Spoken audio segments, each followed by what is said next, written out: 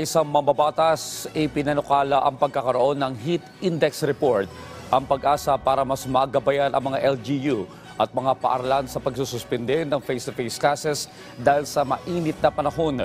Si Mela Las Moras sa sentro ng Balita Live. Kanya-kanya ng proposal ang mga mambabatas para matugunan ang epekto ng matinding init ng panahon ngayon na nararanasan sa bansa. Ang isang area na proposal dito ay ang pagkakaroon ng heat index signals na siya namang magiging gabay sa mga eskwelahan at gayon din sa mga kumpanya sa bansa. Para kay Valenzuela City, 2nd District Representative Eric Martinez, maituturing ng life-threatening o banta sa buhay ng mga tao ang matinding init na nararanasan ngayon sa bansa. Kaya naman, mungkahin niya dapat ay paigtingin na ng pag-asa ang monitoring at kanilang pag-uulat ukol sa heat index. Halimbawa, kung sa bagyo, may signal numbers, dapat ay ganito rin anya sa kanilang heat index report.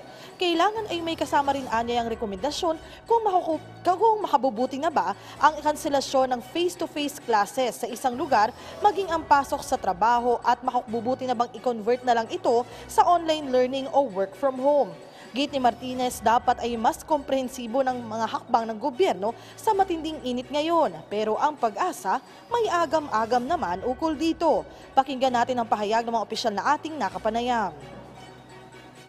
Ang worry po namin with that is very limited po, may limitations ang ating data. For example, sa pag-asa, not all the municipalities or even not all the provinces is covered by, or at least we'd have at least one pag-asa station. So ang worry namin is, of course, yung accurate information for a particular location couldn't be provided by pag-asa in that case. So, kailangan po pa rin po, of course, ng assistance ng pag-asa. Halimbawa lang, halimbawa kung ako lang, heat index number 1. Everyone is advised to stay indoors within 11 a.m. up to 4 p.m. Halimbawa lang yan, ha? Heat index number 2. Sobrang init, no outside activities for everyone. Heat index number 3.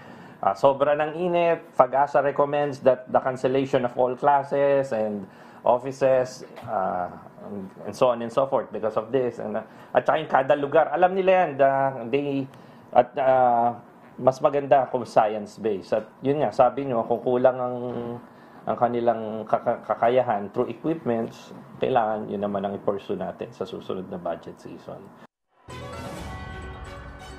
Audrey, yung ibang mambabatas, may iba pang mungkahi tulad ni House Committee on Labor and Employment Chair Fidel Nograles na ang sinasabi naman niya kailangan may mas maigting pa ng mga hakbang ang mga workplace para maprotektahan ang mga empleyado dito nga sa gitna ng mainit na panahon.